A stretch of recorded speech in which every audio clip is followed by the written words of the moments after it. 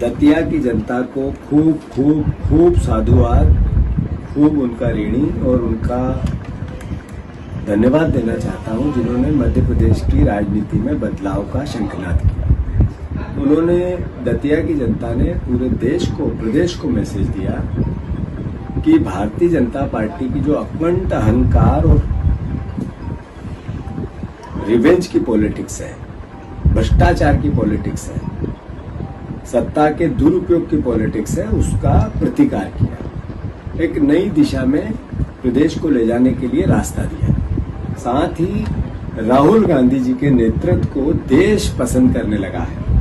राहुल गांधी जी के उठाए मुद्दों को दतिया की जनता ने सील लगाई है। आदरणीय अखिलेश जी को भी बहुत साधुवाद और धन्यवाद देना चाहता हूं कि इस चुनाव में समाजवादी पार्टी के कार्यकर्ताओं ने और अखिलेश जी ने भी जो हमारे सहयोग किया, चूंकि झांसी से लगा हुआ हिस्सा है, और बहुत यादव परिवार के हमारे साथीगण हैं जिन्होंने इसमें अखिलेश जी के कहने पे हमारा सहयोग किया। जीत का एक तरह से उनको भी श्रेय जाता है। मैं अखिलेश जी को धन्यवाद देता किया। जैन जी का जो पूरे प्रदेश में और देश में आंदोलन हुआ, राहुल जी ने जिस तरीके से उसको नेतृत्व दिया, उसको भी दतिया की जनता ने सपोर्ट किया। जहां तक प्रश्न है श्रेय का, 100% हमारे वर्करों ने जान झोंक दी, तपस्या की, जिसको जो ड्यूटी दी पूरा महीना वहां लगा रहा।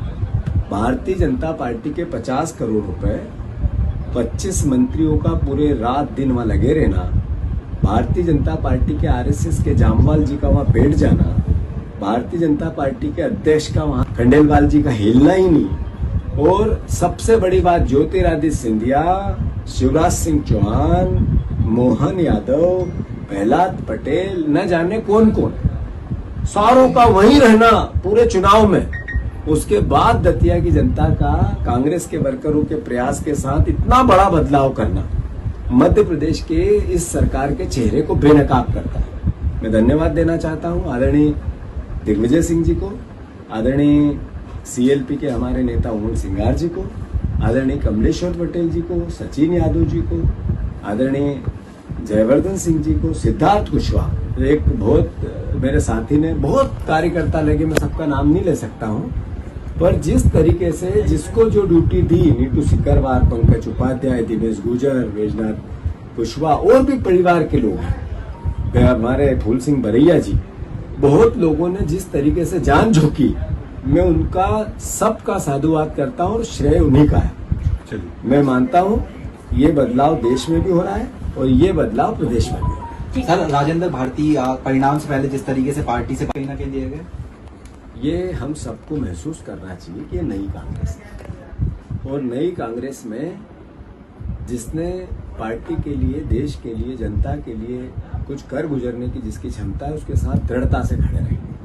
और जो पार्टी को किसी भी प्रकार से, जब हम भारतीय जनता पार्टी से लड़ रहे हैं और तब कोई भी न्यूसेंस हो, पार्टी बर्दाश्त नहीं करेगी। ये डिसीजन उसी का परिणाम। राजेंद्र भारती जी, जब उनसे संघर्ष हो रहा था, पूरी पार्टी उनके साथ थी, और ये जो टिकट का वितरण हुआ उनसे पूछ के हुआ, और अगर फिर कोई किसी प्रकार का पार्टी को नुकसान पहुंचाने की कोशिश होगी तो पार्टी ने उसको संज्ञान में लिया और निर्णय लिया। मैं समझता हूं ये सबके लिए एक मैसेज है।